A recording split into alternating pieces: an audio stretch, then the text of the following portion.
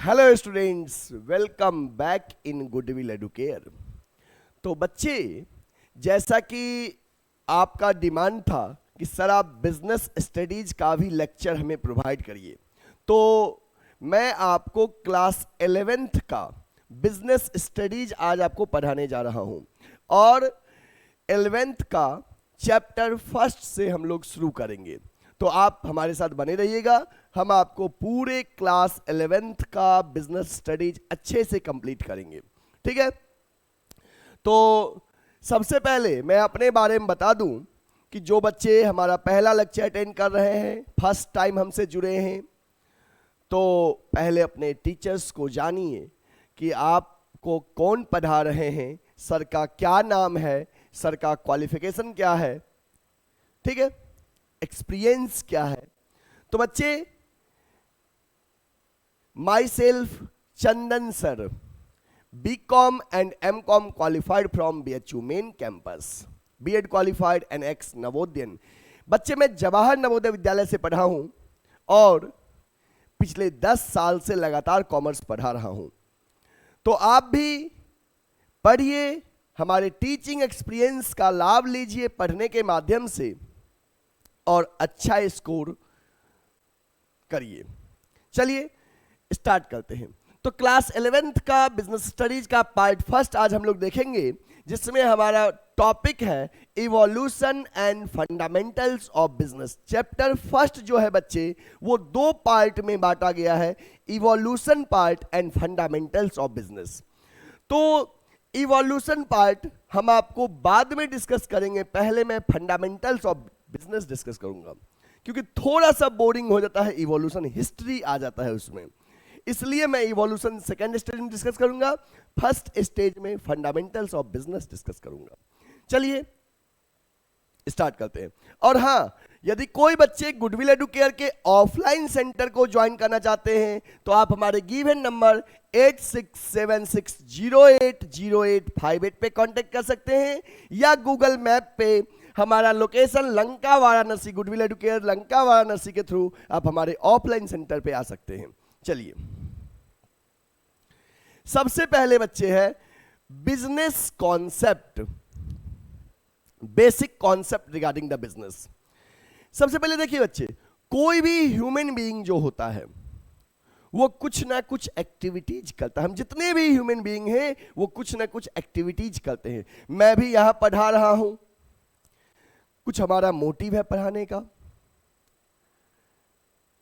आपके पिताजी जॉब करते हैं, बिजनेस करते हैं, कुछ मोटिव है उनके वर्क करने का। मम्मी घर में वर्क करती है, खाना बनाती है, उनका भी कुछ मोटिव है वर्क का। तो जितने भी हम ह्यूमन बीइंग्स हैं, हम सबका कुछ ना कुछ मोटिव होता है वर्क का। तो हमें उन चीजों पे ध्यान देना है। तो कह रहा है all human beings wherever they are required to perform some or the other activity to satisfy their needs। जितने भी हम ह्यूमन बीइंग हैं, हर ह्यूमन बीइंग कुछ ना कुछ एक्टिविटीज करते हैं अपने नीड्स को सेटिस्फाई करने के लिए। और हम ह्यूमन बीइंग के द्वारा जो भी वर्क परफॉर्म किया जाता है उसको हम कहते हैं human activities. Any activities performed by the human being is called human activities. Activities which human being undertake are known as human activities. कोई भी एक्टिविटीज जो हम ह्यूमन बीइंग करते हैं वो ह्यूमन एक्टिविटीज कहलाता है। Some of these activities are undertaken to earn money, but others are performed to drive personal satisfaction। बच्चे, कुछ ऐसे एक्टिविटीज होते हैं जिसको हम लोग परफॉर्म करते हैं तो मनी अर्न करने के पर्पज से परफॉर्म करते हैं, और कुछ ऐसे एक्टिविटीज होते हैं जिसके पीछे मेन मोटिव मनी अर्न करना नहीं है। कुछ एक्टिविटीज के पीछे मनी अर्न करना उद्देश्य है, और कुछ ऐसे एक्टिविटीज है जिसके पीछे मनी अर्न करना उद्देश्य नहीं है।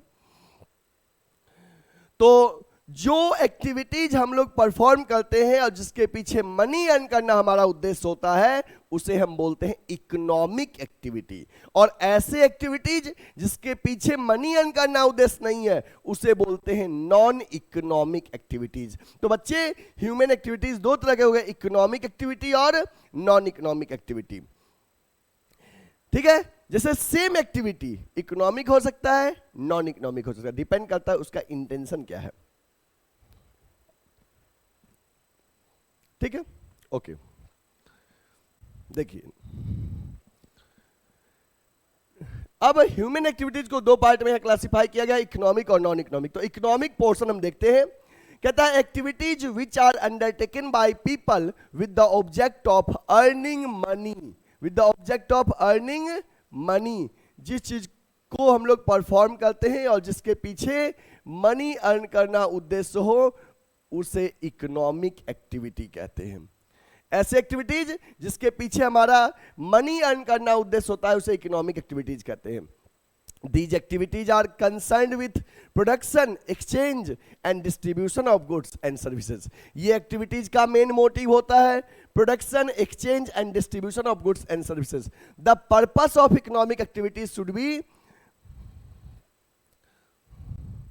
expectations of money income which is used for further creation of wealth or assets. Examples of economic activity: production of goods in a factory, distribution of goods by a wholesaler or retailer, working in a factory, practicing as a doctor, lawyer, working as a teacher in a school. देखो बच्चे, कुल मिला के summary form में ऐसे activities जिसको हम लोग परफॉर्म करते हैं और जिसका मेन मोटिव होता है मनी अर्न करना, उस एक्टिविटीज को हम लोग ह्यूमन एक्टिविटी में इकोनॉमिक एक्टिविटीज के नाम से जानते हैं। मतलब ह्यूमन बीइंग के द्वारा परफॉर्म किए गए ऐसे एक्टिविटीज जिसके पीछे इंटेंशन है, ऑब्जेक्टिव है मनी अर्न करना, पैसे कमाना, उसे इकोनॉमिक एक्टिविटी कहते हैं। जैसे मैं यहां पे पढ़ा रहा हूं, मेन मोटिव क्या है कि पैसा अर्न हो, हमें मनी अर्न हो। आपके पापा बिजनेस करते हैं या प्रोफेशन में हैं या जॉब करते हैं, तो उनका भी इंटेंशन है मनी अर्न करना, वो इकोनॉमिक हो जाएगा। जैसे कोई डॉक्टर या कोई पर्सन फैक्ट्री में वर्क करता है, या एक टीचर स्कूल में पढ़ा रहे हैं, कोचिंग इंस्टीट्यूट में पढ़ा रहे हैं, ये सब इकोनॉमिक एक्टिविटी में आएगा जिसके पीछे मनी अर्न करना उद्देश्य है। ठीक है, और सुनो बच्चे, इकोनॉमिक एक्टिविटी को फर्दर क्लासिफाई किया गया है 3 कैटेगरीज में, that is business, profession and employment. Economic activity को 3 पार्ट में बांटा गया है, बिजनेस, प्रोफेशन एंड एम्प्लॉयमेंट। चलिए, तो हम देखते हैं बिजनेस क्या होता है। देखो बच्चे, जब भी हम बिजनेस की बात करते हैं तो आपके माइंड में आता है कि अच्छा, अपना धंधा खड़ा है ना, जहां पे कई लोग अपने अंडर में काम करते हैं, है ना, जिसका मेन मोटिव होता है प्रॉफिट अर्न करना, उसे बिजनेस कहते हैं।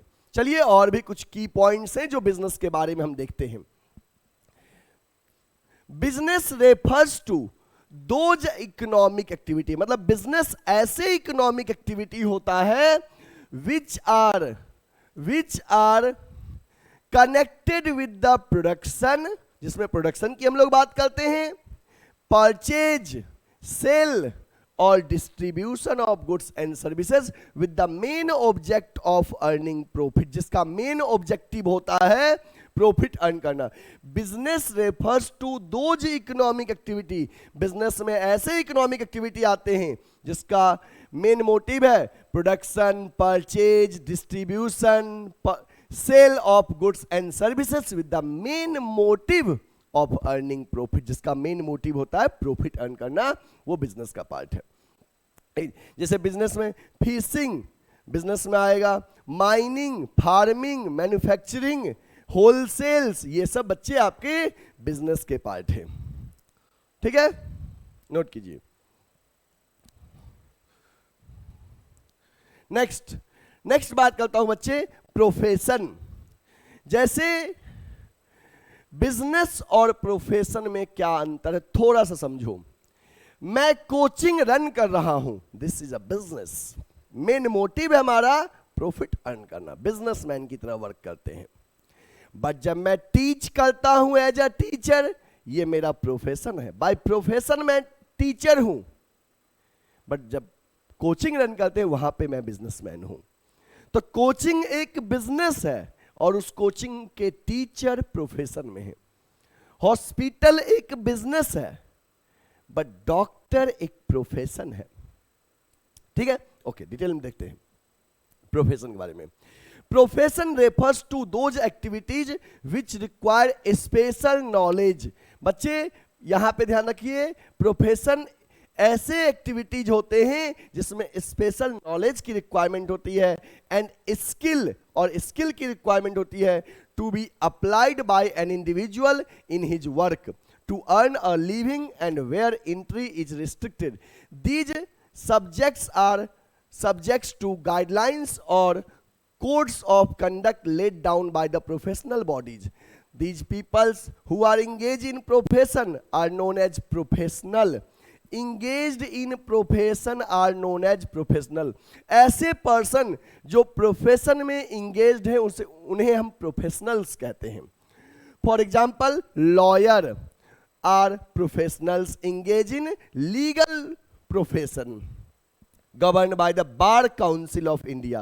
Doctors are professional who are in medical profession and are governed by Medical Council of India. Simple सी बात है बच्चे, जो पर्सन अपने प्रोफेशन वर्क में इंगेज है उन्हें प्रोफेशनल्स कहते हैं। प्रोफेशन के लिए हमें एक स्पेशल स्किल और नॉलेज की रिक्वायरमेंट होती है। जनरली इसको शिफ्ट नहीं किया जाता है। बिजनेस को हम बिजनेस के इंटरेस्ट को सेल कर सकते हैं, हमारा बिजनेस हम किसी और को बेच सकते हैं, बट मैं अपने अंदर का टीचिंग स्किल बेच नहीं सकता हूं, शिफ्ट नहीं कर सकता हूं किसी और के नाम पे ओनरशिप। ये अंतर होता है। तो डॉक्टर, टीचर, लॉयर, ये सब बच्चे प्रोफेशन के अंतर्गत आते हैं। If you want to note it. Next है एम्प्लॉयमेंट। एम्प्लॉयमेंट क्या होता है? एम्प्लॉयमेंट में क्या होता है बच्चे, हम दूसरे के अंडर में वर्क करते हैं। जैसे जॉब कहते हो ना कि हम जॉब करते हैं, जॉब मीन्स क्या, एम्प्लॉयमेंट के अंदर हम दूसरे के अंडर में वर्क करते हैं। जिसके अंडर में वर्क करते हैं उसे एम्प्लॉयर कहते हैं और मैं एम्प्लॉय कहलाता हूं। ठीक है, यहां पे सैलरी मिलता है। क्या मिलता है? सैलरी और वेजेस। ठीक है, उनके एग्रीमेंट के अकॉर्डिंग हमें वर्क करना पड़ता है। चलिए देखते हैं डिटेल में। Employment refers to an activity in which individual works regularly for another person. Employment ऐसे एक्टिविटीज होते हैं जिसमें कोई भी इंडिविजुअल रेगुलरली वर्क करता है दूसरे पर्सन के लिए and gets remunerated in return, और बदले में रेम्यूनरेशन मिलता है, पारिश्रमिक मिलता है। Those who are employed by others are known as employ. जो दूसरे के द्वारा एम्प्लॉयड किया था उसे एम्प्लॉय बोलते हैं। जैसे मुझे अगर दूसरे के अंडर में काम करना है तो मैं उनका एम्प्लॉय कहलाऊंगा और वो एम्प्लॉयर कहलाएंगे। The person who engage others to work regularly for them are known as employer. ध्यान देना बच्चे इस पॉइंट पे, जो दूसरे को इंगेज करता है वर्क करने के लिए उसे एम्प्लॉयर कहते हैं। And the remuneration paid by employer to employ is known as salary और वेजेज। जो रेम्यूनरेशन पे होता है मतलब एम्प्लॉयर अपने एम्प्लॉय को जो रेम्यूनरेशन पे करता है उसे सैलरी और वेजेस कहते हैं। Example of employment, working in office, bank, insurance companies, shop as a manager, clerk, peon, salesman, ये सब आपका एम्प्लॉयमेंट के अंदर आता है।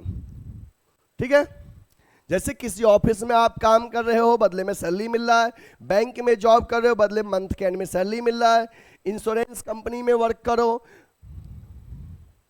या किसी दुकान में वर्क करो, मैनेजर के तौर पे वर्क करो, क्लर्क, प्यून, सेल्समैन, ये सब आपके एम्प्लॉयमेंट में आता है। ठीक है, तो बच्चे मैंने अभी पढ़ा इकोनॉमिक और नॉन इकोनॉमिक। उसके बाद हमने पढ़ा कि इकोनॉमिक एक्टिविटी को 3 पार्ट में बांटा गया है, बिजनेस, प्रोफेशन, एम्प्लॉयमेंट। तो एक बार रिकॉल कर दूं पहले टॉपिक को कि ह्यूमन बीइंग के द्वारा जो भी एक्टिविटीज किया था उसे ह्यूमन एक्टिविटी कहते हैं। ह्यूमन एक्टिविटी 2 तरह के, इकोनॉमिक और नॉन इकोनॉमिक। ठीक, फिर उसके बाद इकोनॉमिक एक्टिविटीज 3 तरह के, बिजनेस, प्रोफेशन, एम्प्लॉयमेंट। बिजनेस में परचेज सेल की बात करते हैं, प्रोफेशन में स्पेशल नॉलेज और स्किल की बात करते हैं, एम्प्लॉयमेंट में एज पर हमें एग्रीमेंट और वर्क हमें करना पड़ता है दूसरे के अंडर में। इस बिजनेस, प्रोफेशन और एम्प्लॉयमेंट के बारे में हम एक डिटेल चार्ट के माध्यम से अभी स्टडी करेंगे टेबुलर फॉर्म में। चलिए, distinction between business, profession and employment.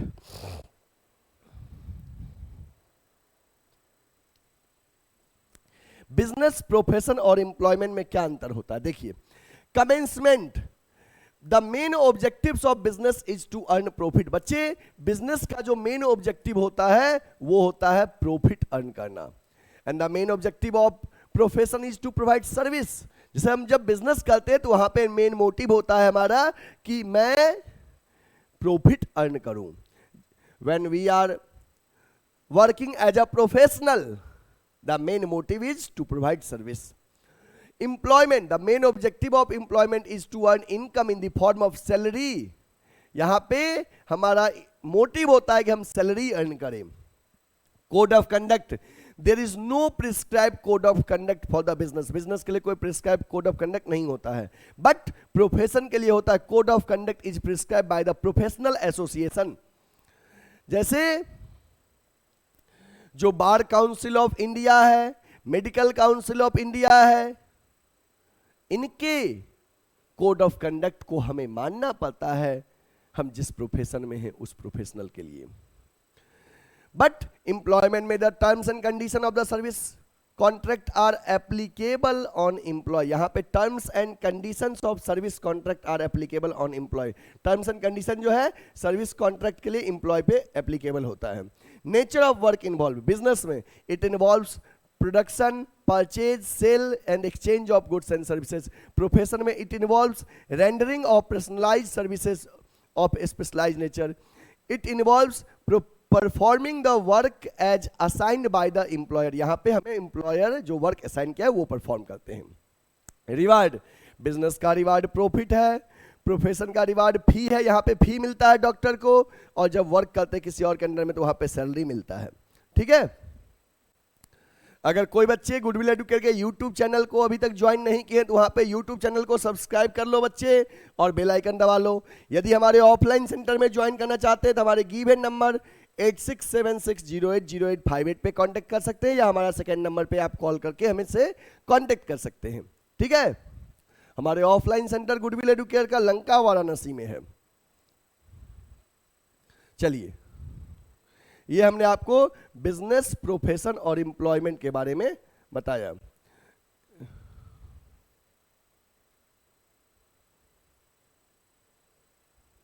अच्छा, इसमें एक छूट गया था स्लाइड। ओके, नो कोई बात नहीं। देखो, कमेंसमेंट, बिजनेस में commence with the decision of entrepreneur. Business entrepreneur के डिसीजंस के अकॉर्डिंग कमेंस होता है। प्रोफेशन में commence on the completion of degree course by getting a certificate of practice. Profession में क्या होता है, हम एक डिग्री कोर्स कंप्लीट करते तो हम प्रोफेशनल कहलाते हैं। और एम्प्लॉयमेंट में हम कोई भी जॉब ज्वाइन करते हैं तो वहां के सर्विस एग्रीमेंट के अकॉर्डिंग वर्क करते हैं। बिजनेस की कोई क्वालिफिकेशन की रिक्वायरमेंट नहीं है, नो मिनिमम क्वालिफिकेशन। किसी भी प्रोफेशन में उस प्रोफेशन के अकॉर्डिंग हमें क्वालिफिकेशन की रिक्वायरमेंट जरूरी है, और यहाँ पे एम्प्लॉयमेंट में क्वालिफिकेशन वर्क पे डिपेंड होता है। इन्वेस्टमेंट, बच्चे जनरली बिजनेस का जो इन्वेस्टमेंट होता है वो बिजनेस के स्केल पे डिपेंड करता है कि आप लार्ज स्केल पे बिजनेस कर रहे हो या स्मॉल स्केल पे कर रहे हो। जैसा बिजनेस करोगे वैसा इन्वेस्टमेंट करोगे। प्रोफेशन में बहुत लिमिटेड इन्वेस्टमेंट की रिक्वायरमेंट होती है, बहुत ज़्यादा इन्वेस्टमेंट की रिक्वायरमेंट नहीं होती है। और एम्प्लॉयमेंट में इन्वेस्टमेंट होता ही नहीं, क्योंकि वहाँ का एम्प्लॉयर इन्वेस्ट करेगा, एम्प्लॉय नहीं करता है। रिस्क, बिजनेस में बहुत ज़्यादा रिस्क है, प्रोफेशन में लिटिल रिस्क, और एम्प्लॉयमेंट में no risk. Transfer of interest, transfer of interest, business में transfer of interest is possible with some legal formalities. यहां पे प्रोफेशन में transfer of interest is not possible.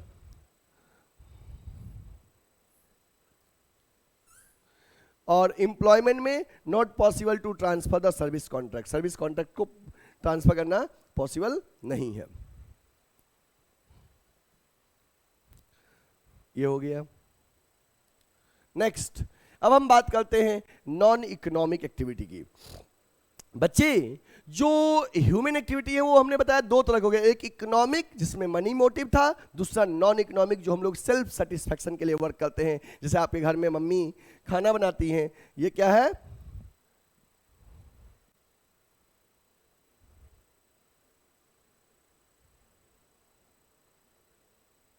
आपके घर में मम्मी खाना बनाती है, ये आपका नॉन इकोनॉमिक एक्टिविटी है। कोई टेंपल आप जाते हो, ये भी नॉन इकोनॉमिक एक्टिविटी है। तो नॉन इकोनॉमिक एक्टिविटी ऐसे एक्टिविटीज होते हैं जिसका मेन मोटिव मनी अर्न करना नहीं है। ठीक है, लिखा है the activities which are undertaken by an individual with the a motive of getting psychological satisfaction are known as non-economic activity. Going to temple, charity, social services, production for self consumption, ये सब non-economic motive है जहाँ पे हमें self satisfaction मिलता है। जैसे कोई भी सेम एक्टिविटी इकोनॉमिक होता है, सेम कभी नॉन इकोनॉमिक होता है। जैसे मान लो बच्चे, एक टीचर जब स्कूल में और कोचिंग में पढ़ाते हैं तो वो इकोनॉमिक एक्टिविटी है, but the same teacher is teaching at their home to their childrens और family members, that is non economic activity. Work वही है, बट सेम वर्क को जब आप मनी अर्न करने के उद्देश्य से करते हो तो इकोनॉमिक कहलाता है, और मनी अर्न करना उद्देश्य नहीं है तो नॉन इकोनॉमिक कहलाता है। ठीक है, जैसे देखो, ये भगवान से प्रेयर कर रहे हैं, ये क्या है? नॉन इकोनॉमिक, जहां पे मनी अर्न करना उद्देश्य नहीं है। भले भगवान को करेंगे भगवान जी पैसा दीजिएगा। चलिए मेन डिफरेंस देख लीजिए इकोनॉमिक और नॉन इकोनॉमिक में। Economic, these activities are undertaken with the motive of earning wealth. इनका मोटिव होता है वेल्थ अर्न करना, और इसका मोटिव होता है सोशल और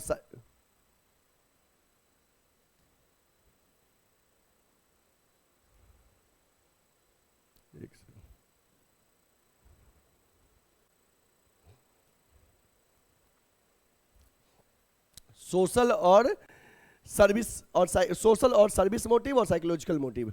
एक्सपेक्टेशन इकोनॉमिक में होता है मनी इनकम अर्न करना, और यहां पे होता है मनी इनकम अर्न नहीं करना है। पर्पस इकोनॉमिक का होता है वेल्थ क्रिएट करना, यहां पे होता है साइकोलॉजिकल सेटिस्फेक्शन नॉन इकोनॉमिक में। आउटकम यहां पे होता है production of goods and services, और यहां होता है mental and social satisfaction. Business, profession, employment economic के एग्जाम्पल हैं। नॉन इकोनॉमिक जो होता है बच्चे, वो फैमिली ओरिएंटेड होता है, पैट्रियोटिक नेचर का होता है, सोशल सर्विसेज के फॉर्म में होता है, जिसका मेन मोटिव मनी अर्न करना नहीं है। यू नोट इट, नोट कर लो बच्चे।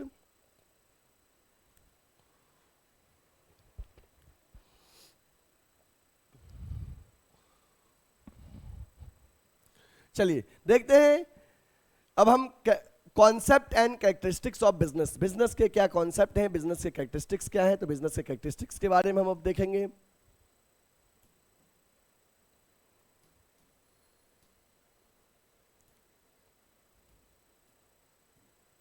ठीक है, तो कहा गया है business is a wide term, it includes all occupations in which peoples are busy in earning income either by production, purchase, sale, exchange of goods or services to satisfy the needs of other people with the main objective of earning profit.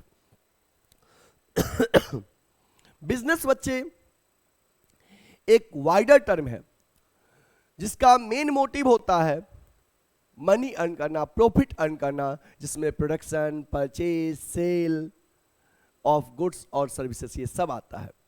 और कहा गया है business is a human activity directed towards production और acquiring wealth through buying and selling of goods. Business is an activity in which different person exchange something of value, whether goods or services, for mutual gain और profit, मतलब business ऐसे चीज होते हैं, ऐसी activity है economic में जिसका मेन मोटिव होता है हमारा मनी अर्न करना म्यूचुअल गेन के लिए, कि हमने गुड्स बेचा तो अगले पार्टी को गुड्स मिला, सर्विसेज बेचा तो सर्विसेज मिला और हमें बदले में मनी मिला। ये म्यूचुअल गेन के लिए होता है।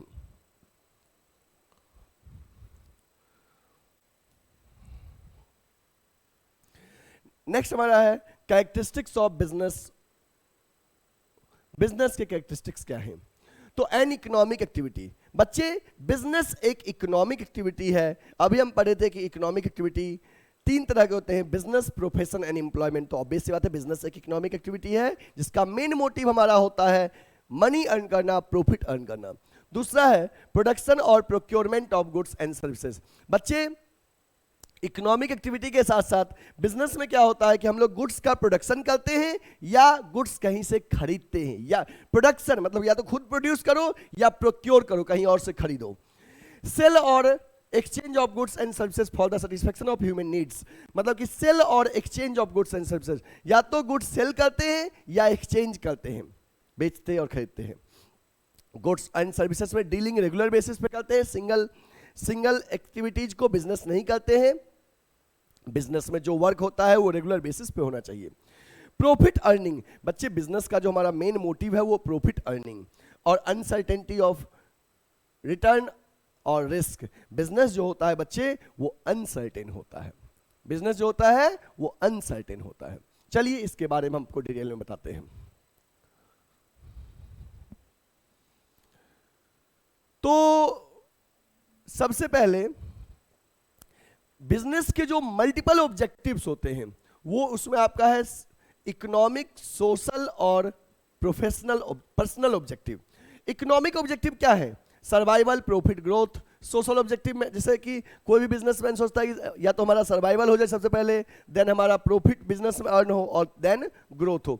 Social objective means objectives of a business towards their society. Society के प्रति बिजनेस का क्या ऑब्जेक्टिव है कि सोसाइटी को डिजायर्ड क्वालिटी का प्रोडक्ट दें, सप्लाई करें, अनफेयर ट्रेड प्रैक्टिसेस को अवॉइड करें, एम्प्लॉयमेंट जनरेट करें, जहां पे हम वर्क करते हैं वहां के लोगों के लिए एम्प्लॉयमेंट का जनरेशन करें, और कम्युनिटी सर्विसेज प्रोवाइड करना है और पॉल्यूशन को अवॉइड करना है। इसके बाद बच्चे हमारा पर्सनल सर्विसेज में आएगा कि गुड वर्किंग कंडीशन, जहाँ पे हम एम्प्लॉय वर्क करते हैं उनका वर्किंग कंडीशन बढ़िया हो, कॉम्पिटिटिव सैलरी मिले उन्हें, पर्सनल ग्रोथ के चांस हो, पीर रिकॉग्निशन एंड स्पेशल बेनिफिट। ये 3 बिजनेस के जो मेन ऑब्जेक्टिव्स होते हैं, इकोनॉमिक, सोशल और पर्सनल, इनके बारे में हम डिटेल में पढ़ेंगे। तो बच्चे कहा गया है कि objectives are the end towards which the activities of the business are directed. Objective end होता है जिस डायरेक्शन में बिजनेस वर्क करता है। बिना ऑब्जेक्टिव के आप आगे बढ़ ही नहीं सकते हो। कहीं जाना भी है तो गोल है कि हमको वहां जाना है। हर इंडिविजुअल के अपने ऑब्जेक्टिव्स होते हैं, ऐसे बिजनेस का भी अपना ऑब्जेक्टिव होता है। Objective are the end towards which business is directed. Objective वो एंड रिजल्ट है जिस डायरेक्शन में हम लोग वर्क करते हैं। These are the goals establish to guide the efforts of the company. As far as possible a businessman must set up specific objective. जितना possible हो हर बिजनेसमैन अपना एक स्पेसिफिक ऑब्जेक्टिव सेट करता है, अपना ऑब्जेक्टिव तय करता है। Objective should not be set up in general terms. For example, the specific objective of the firm can be increased in sale by 10% in 1 year time. किसी firm का objective हो सकता है कि हमें सेल को 1 साल में बढ़ाना है 10%. Whereas general objective can be increase in sale. किसी का हो सकता है कि मुझे सेल बढ़ाना है, किसी का हो सकता है मुझे सेल 10% बढ़ाना है, किसी का बस सेल हमें बढ़ाना है। Businessman always have multiple objective. Her businessman के अपने अपने ऑब्जेक्टिव्स होते हैं। They can not follow only one objective. कोई भी बिजनेसमैन केवल एक ही ऑब्जेक्टिव को फॉलो नहीं करता है। All objectives are important but the most important objectives of every business is earning profit. सारे ऑब्जेक्टिव इंपॉर्टेंट है बट सबसे मेन जो है बच्चे वो है earning profit. Earning profit is a very important and prime objectives of every business, but it cannot be the sole and only objectives of the business. The business objectives are further classified into 3 category object, economic, social and human, जो हमने बताया इसके हम detail में अब हम discuss करते हैं। इकोनॉमिक एक्टिविटीज, बच्चे जहां पे मनी अर्न करना उद्देश्य था बिजनेस का, उसमें 3 तरह की एक्टिविटीज हैं, सर्वाइवल, प्रॉफिट, ग्रोथ। देखो सबसे पहले कोई भी जो बिजनेस होता है वो सोचता है कि मैं मार्केट में सर्वाइव करूं। मैं जब कोचिंग स्टार्ट किया था तो मैं भी सोचता था कि कैसे भी मार्केट में सर्वाइव कर जाऊं, टिक जाऊं मार्केट में। तो टिकना मतलब क्या होता है, सर्वाइवल मतलब क्या होता है, मार्केट में एग्जिस्ट करना। और बच्चे मार्केट में एग्जिस्ट कब करेंगे, जब हम अपने कॉस्ट को रियलाइज कर सकते हैं। कॉस्ट यदि मैं अपना रियलाइज कर सकता हूं तभी मेरा सर्वाइवल पॉसिबल होगा। यदि मैं अपने वेरिएबल कॉस्ट जो बिजनेस के रनिंग कॉस्ट है उसको बियर नहीं कर पाऊंगा तो सर्वाइवल पॉसिबल नहीं है। तो बच्चे यहां पे survival, the basic purpose of every organisation is to survive and exist in the competition market for a long period of time. It is possible only when it is able to cover the cost and earn profit. Survival तभी possible है जब business अपने cost को cover कर लेता है, तभी survival possible है, अदरवाइज सर्वाइवल पॉसिबल नहीं है। Profit, the most important objective of every organisation is earning adequate amount of profit. एक ये भी है कि हर बिजनेसमैन का एक एम होता है कि हम प्रॉपर प्रॉफिट अर्न करें। तो ये भी आफ्टर सर्वाइवल हम सोचते हैं भाई 2 रुपया कमाऊं, प्रॉफिट अर्न करूं। क्यों, मार्केट में कमाने ही आए ना, प्रॉफिट नहीं अर्न करेंगे तो कैसे काम चलेगा। Profit is most important. After that growth, जैसे जैसे हम प्रॉफिट अर्न करते हैं अब सोचते हैं मार्केट में ग्रो करें। तो ग्रोथ एक सिंबल से नहीं होता है, ग्रोथ के कई सिंबल हैं। कई बार होता है हम टीचर्स का क्लासरूम 2 से 4 हो गया, ये हमारा ग्रोथ है ना। हमारे पास 2 एम्प्लॉय थे, हमारे पास 20 एम्प्लॉय हो गए, ये हमारा ग्रोथ है। हमारे 1 ब्रांच थे, 4 ब्रांच हो गए, ये ग्रोथ है। तो ग्रोथ के कई पैमाने हैं। कई बार हम नंबर्स ऑफ ब्रांचेस के बेसिस पे ग्रोथ की बात करते हैं, कई बार नंबर्स ऑफ एम्प्लॉय के बेसिस पे ग्रोथ की बात करते हैं, कई बार एक्सपेंशन जो होगा हमारा सेम बिजनेस में वो ग्रोथ की बात करेगा। तो ग्रोथ कई चीजों पर डिपेंड करता है, आप इसको नोट कर लो।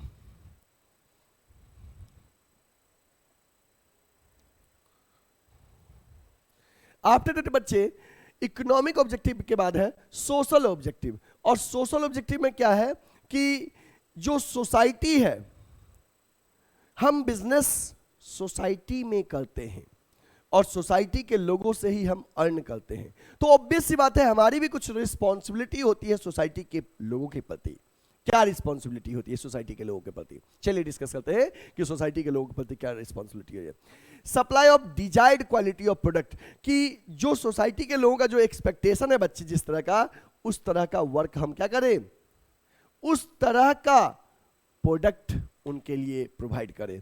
तो desired quality of product provide करना है। Customer prefer to buy the products only when they are of satisfactory quality and are available at reasonable price. Today's customer is quality conscious customer and expect value of money. आज के customer जो है बच्चे वो quality conscious customer है और उनको चाहिए कि भाई हमारे मनी का वैल्यू हमें मिले, हमने पे किया बदले में उतने वैल्यू का हमें क्वालिटी प्रोडक्ट मिले। तो क्वालिटी प्रोडक्ट देना है, ठीक है ना। For example a consumer goods such as refrigerator, TV, car, scooter, TV, car, scooter, the quality में मीन ड्यूरेबिलिटी, और इसका क्वालिटी जो होता है वो ड्यूरेबिलिटी होता है for the products like pressure cooker, gas cylinder etc.. Quality में मीन सेफ्टी, जैसे यहाँ पे क्वालिटी का गैस सिलेंडर में, कुकर में इनका मतलब क्वालिटी मतलब होता है safety. For the product like pulses, spices, medicines, quality का मतलब होता है प्योरिटी। तो सबकी क्वालिटी अलग अलग है, कहीं पे ड्यूरेबिलिटी की क्वालिटी होती है, कहीं पे प्योरिटी की क्वालिटी होती है, कहीं पे सेफ्टी की क्वालिटी होती है। तो ये जो सोसाइटी का डिमांड है कि क्वालिटी प्रोडक्ट हमको दीजिए। Avoidance of unfair trade practices, इसका मतलब ये होता है बच्चे कि मिलावट की चीजें मत दीजिए। जैसे होता है ना कि हम लोग कई दुकानदारों को आप देखते होंगे कि कम वेट देते हैं, एक केजी में 900 ग्राम का ही सेल करते हैं, पैसा लेते हैं 1 केजी का, दिए 900 ग्राम ही। जब घी बेचते हैं तो मिलावट कर देते हैं, तो ये चीजें नहीं होनी चाहिए, अनफेयर ट्रेड प्रैक्टिसेस नहीं होनी चाहिए, उसको अवॉइड कीजिए। इंप्लॉयमेंट जनरेशन, सोसाइटी का एक्सपेक्टेशन होता है भैया तुम कमा रहे हो हमसे तो हम लोग को रोजगार दो, ये नहीं कि कमा रहे हो हमारे सोसाइटी में और रोजगार के लिए दूसरे स्टेट से बुला रहे हो, नहीं, जहां पे आप अर्न करते हैं, बिजनेस की बात कर रहा हूं, सोसाइटी कहता है वहां के लोगों को रोजगार दीजिए, हमको काम दोगे, हम कमाएंगे तभी ना तुम्हारी दुकान से सामान खरीदेंगे। तो इसका मतलब ये नहीं कि बिजनेस सारे लोगों को रोजगार दे देगा, लेकिन अगल बगल के लोगों को रोजगार दीजिए, उनका लिविंग स्टैंडर्ड बढ़े, वो पैसा कमाए और आपके दुकानों से परचेज करे। ठीक है, दैट्स अ जनरल स्टेटमेंट।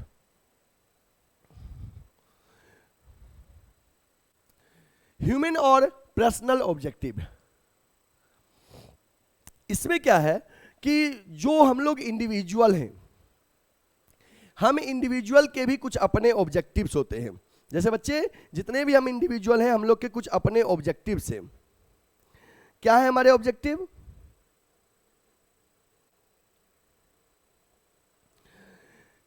कि जहां हम वर्क करते हैं वो वर्किंग कंडीशन अच्छा हो, सेफ्टी हो, जो हमारे कॉम्पिटिटर जितना पैसा देते हैं हमें उतना पैसा मिले, ग्रोथ के चांसेस हो, ये पर्सनल ऑब्जेक्टिव है। देखते हैं डिटेल में क्या है।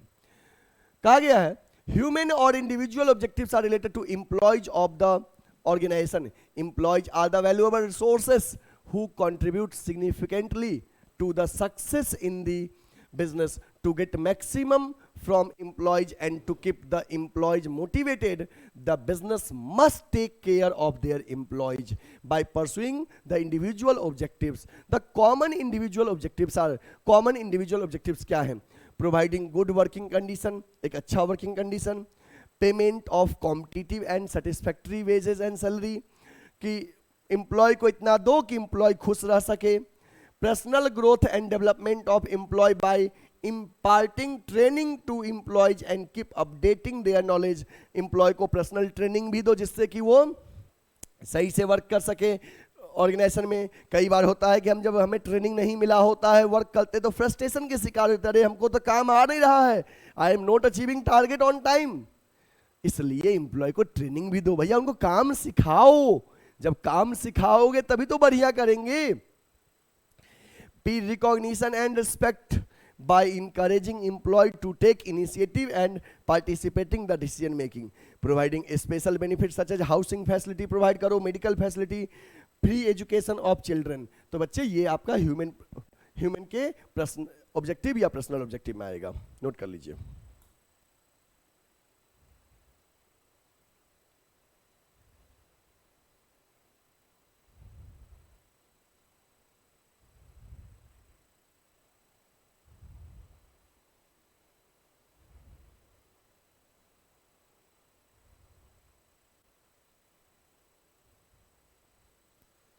नेक्स्ट है role of profit in the business. Business में प्रॉफिट का क्या रोल होता है, प्रॉफिट क्यों चाहिए हमें, उसके ऑब्जेक्टिव्स क्या है? तो सर्वाइवल, हमें मार्केट में सर्वाइव करने के लिए प्रॉफिट चाहिए। एक्सपेंशन एंड ग्रोथ के लिए प्रॉफिट चाहिए। Symbol of efficiency and index of performance, efficiency का सिंबल है। Reward for bearing risk and helps to gain goodwill. चलिए, survival, business and businessman can not survive for a long period without earning adequate profit. कोई भी business या businessman लंबे time तक बिना profit के अर्न या सर्वाइव नहीं कर सकते हैं businessman. Profit is a source of income for the businessman which becomes his means of living livelihood. Profit is needed to satisfy the needs of businessman and his family members. Profit क्या है? हर businessman की need है कि भैया मुझे profit हो तभी हम सर्वाइव करेंगे। For survival profit is necessary. Expansion and growth, बच्चे हमें अगर अपने बिजनेस को एक्सपेंड करना है तो एक्सपेंशन कब हो पाएगा? जब प्रॉफिट होगा तभी तो, इसलिए एक्सपेंशन के लिए प्रॉफिट जरूरी है, बिना प्रॉफिट के एक्सपेंशन पॉसिबल नहीं है। Symbol of efficiency and index of performance कहता है profits indicates whether a business is being managed efficiently और not. Profit act as a index of performance of those who manage the business. Higher profit indicate the efficiency of the management and lower profit indicates inefficiency of management. Success of business can be judged by its ability to earn profit. Sorry, थोड़ा सा सुबह सुबह lecture बनाता हूं तो कभी कभी छींक हो जाता है, sorry for disturbances. Success of business can be judged by its ability to earn profit. और किसी भी बिजनेस की जो सक्सेस है बच्चे, ये बिजनेस के प्रॉफिट पे डिपेंड करता है, इसलिए प्रॉफिट जरूरी है. Next, reward for bearing risk. बच्चे हम लोग रिस्क लेते हैं और उस रिस्क का रिवार्ड है प्रॉफिट, उस रिस्क का रिवार्ड है प्रॉफिट. क्योंकि कोई भी बिजनेसमैन रिस्क ही लिया है, किस लिए? प्रॉफिट अर्न करने के लिए. तो profit is considered as a price और reward paid to businessman for bearing risk. Profit क्या है? वो प्राइस है या वो रिवार्ड है जो बिजनेसमैन को पे किया गया है, दिया गया है रिस्क के बिहाफ में. Businessman invest money in the business only with the hope of earning profit. The desire to earn profit motivates the businessman to bear the uncertainties and unexpected risk. Profits and risk are directly related to each other. जितना ज्यादा profit होगा उतना ज्यादा risk ले सकेंगे, इसलिए profit और risk directly associated है. Higher the risk, more the profit, and lower the risk, less the profit. So profit is the reward for bearing the risk. It helps to gain reputation और goodwill. बच्चे market में उसी firm का goodwill ज्यादा होता है जिसका profit ज्यादा होता है. क्यों? हम इन्वेस्टर्स उसी फर्म में इन्वेस्ट करेंगे जो फर्म ज्यादा से ज्यादा प्रॉफिट अर्न कर रहा है. सो अ profit earning company always has a better reputation in the market as compared to companies which are running in loss. जो कंपनी लॉस में है उसके कंपैरिजन में प्रॉफिट वाली कंपनी का गुडविल ज्यादा होता है. The rate of earning profit helps in creating goodwill of the company in the market. The market price of shares increases with the increase in profit. The companies with the higher rate of profit are able to raise loans and obtain credit more easily. जिस company का profit ज्यादा होगा उसको loan भी जल्दी मिलेगा. क्यों? क्योंकि लोन हमें तभी कोई देगा जब हम प्रॉफिट अर्न करेंगे. मार्केट में रेपुटेशन और गुडविल ज्यादा होगा. तो बच्चे इस तरह से हमने कंप्लीट किया आज का लेक्चर और आप सब को आई होप समझ में आ गया होगा. फिर कल हम मिलते हैं लेक्चर सेकेंड के साथ. और हाँ, जो भी बच्चे अभी तक हमारे YouTube चैनल को सब्सक्राइब नहीं किए हैं गुडविल एडुकेयर के, YouTube पे गुडविल एडुकेयर को सब्सक्राइब कीजिए, प्ले स्टोर से गुडविल एडुकेयर का ऐप डाउनलोड कीजिए. और हाँ, ऑनलाइन के साथ साथ ऑफलाइन में एडमिशन लेना चाहते हैं तो गुडविल एडुकेयर का जो ऑफलाइन सेंटर लंका वाराणसी में है, गूगल मैप पे सर्च कीजिए गुडविल एडुकेयर लंका वाराणसी, आ जाएगा. आप हमें आके इन दोनों नंबर पे कॉल करके हमसे कांटेक्ट कर सकते हैं. Thank you.